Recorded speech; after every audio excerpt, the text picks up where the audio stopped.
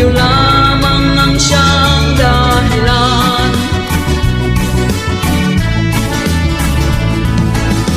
Kung merong tag-init, abay meron ding tag-ulan. Kaya laging alerto sa inyong paroroonan.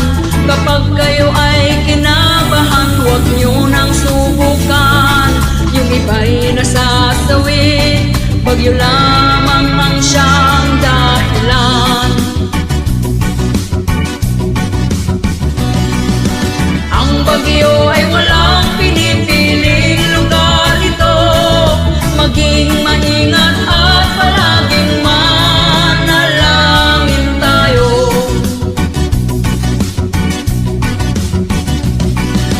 Ang bagyo ay walang pinipiling lugar ito.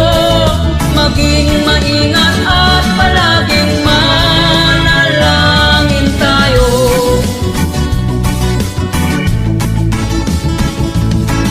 Kaya kapag walang tigil, malakas na ang ulan, kayo'y lumikas na kung binaha ang tahanan. Huwag mawalan ng pag-asa, pagsubok lamang yan. Tayo ay babangon ng walang pag-aalinlangan. Ang bagyo ay walang pinipiling lugar ito.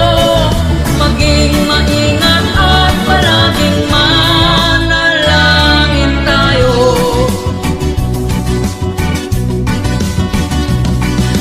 Ang bagyo ay walang pinipiling lugar ito. Maging maingat at palaging manalangin tayo.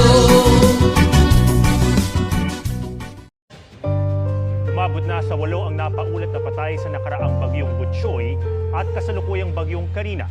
Sa Bulacan naman, sa pilitan ng inilikas ang ilang residente dahil sa biglang pagtaas ng baha na umabot hanggang dibdib.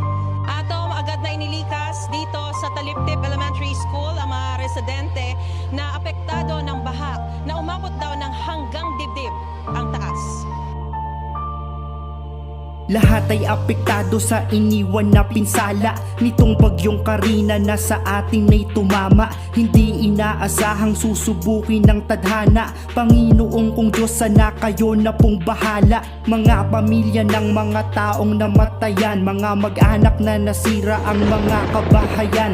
Ang kanila pong loob bigyan nyo ng katatagan, na kayanin at bumangon hanggang sa malampasan. Kung nakikinig ka sa akin, malamang maluluha ka. Kung kabilang ka sa mga bahay ay binabahana, para bang sa buhay mo'y nawalan na ng pag-asa. Kaibigan, kapit lang, may darating pa na umaga. Huwag kang panghihinaan, di pa dyan nagwawakas. Basta huwag kang makalimot na tumawag sa taas. Makakabangon din kayo, abante lang, huwag aatras. Tandaan mong sa bagyo ay ikaw yung mas malakas.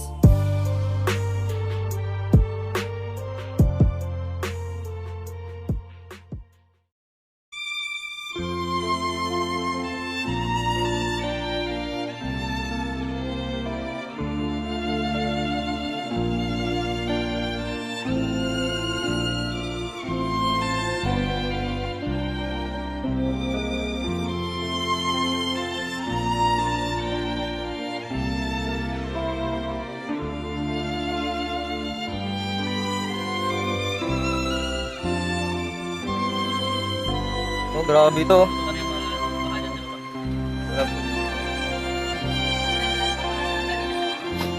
So, hindi pa sure.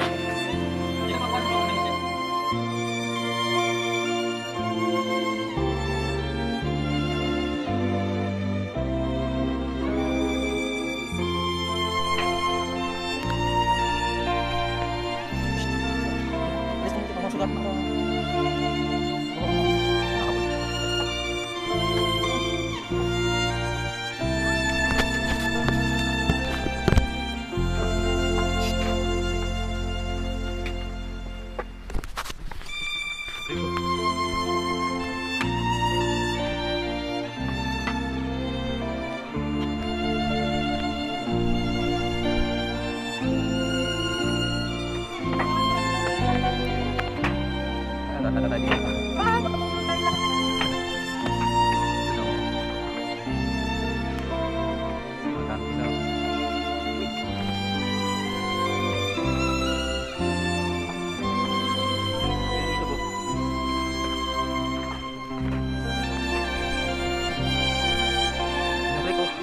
Angat na sa amin.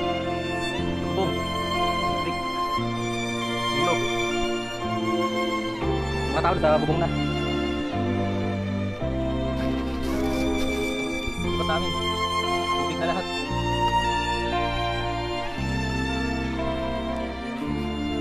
Alam bakit? Kung alam yung apakan nila, saan nila yung tubig. Lasang karin ko. Talagang palalim mo. Mas malalim na yung sobra. Kasi yung makakat ng mga sobrang tubig. Hindi lapit-lapit pa. Lalo pa na malalim guys. Siguro mga 50 to 20 feet na to. Malalim. Nagtas bahay na yung tubig. Grabe. Aso. Yung aso. Mabigat man ang pagsubok na sa ating dumating. Laging yung isipin na ang Diyos laging nakatingin. Bumahaman at sirain lahat ng pinaghirapan mo. Magpasalamat ka dahil ligtas buong pamilya mo. Silipin mo ang langit at isipin mo kung bakit maitim ang mga ulap at nagwawala sa galit. Baka kasi nakakalimot ka na naman nalangin bago matulog at bago magsimulang kumain. Baka ipinaalala lang sa'yo sa paraan na masakit upang lungkot nga ay mas maramdaman. Kasi marami sa inyo parang di na siya kilala. Minsan oo nagdadasal pero nasa puso ba? Bakit di mo simulan tawagin ang kanyang pangalan? Yumuko ka tumingin ng tawad sa iyong kasalanan. Manalig ka lang at kakalma ang kaulapan at lalabas ang bahagari pagkatapos ng ulan. Manalig ka, tuyuin ang luha sa mata. Sabay nating salubungin ang bagong umaga. Kung inuulan ka man ng mga suliranin, gawin mong payong ang panalangin, kaibigan, kapit. Yung mga pinaghirapan mo na tinangay ng alon, lahat yun ay babalik, hindi mababali. Wala yun dahil yun ang magiging malalim mo na dahilan upang ang iyong pagbangon ay agad mong simulan. Kung iniisip mo na masaklap ang iyong kapalaran, meron pa rin higit sa'yo na mas nahihirapan. Yung humihinga ka lang at buo pa ang iyong katawan, ang pinakamalaking biyaya na iyong nakamtan. At kung merong mahal sa buhay man na nasawi, ay malamang sa piling ng Panginoon siya uuwi. Pilitin mo nang umiti kahit na gaano kasakit. Bawat pagdadaanan ay may ligaya na kapalit. Bakit di mo simulan tawagin kanyang pangalan? Yumuko ka tumingin ng tawad sa iyong kasalanan. Manalig ka lang at kakalma ang kaulapan at lalabas ang bahagari pagkatapos ng ulan. Manalig ka, tuyuin ang luha sa mata. Sabay nating salubungin ang bagong umaga. Kung inuulan ka man ng mga suliranin, gawin mong payong ang panalangin, kaibigan, kapit. Panginoon, alam kong naririnig mo tong kanta. Sana po'y palakasin at yakapin niyo po sila, Panginoon. Alam kong may dahilan lahat ng to, hindi mo ibibigay kung hindi namin kaya to, Panginoon. Yung mga tao pong inanod ng tahanan, bigyan niyo po ng lakas upang hirap ay labanan. Yung mga nawala ng pamilya at namatayan, sana ay bigyan niyo po sila ng kapanatagan, Panginoon. Hindi ako dapat magpatuloy sa'yo, pero sa isang salita mo lang igagaling ako. Lubos po kong humihingi sa'yo ng kapatawaran sa mga oras na nilamong kami ng kamunduan. Nagpakasasa sa sarap na lunod sa mga tukso, may nagpakain sa bisyo at nilimot ka ng gusto. Alam ko kung bakit mo ito ginagawa lahat, dahil pa para sa'yo ang lahat ay tinatamad. Yung isang beses sa isang buwan ka lamang mabisita, minsan na lamang magsimba, di pa tinapos ang misa. Yung iniyak ang ko yung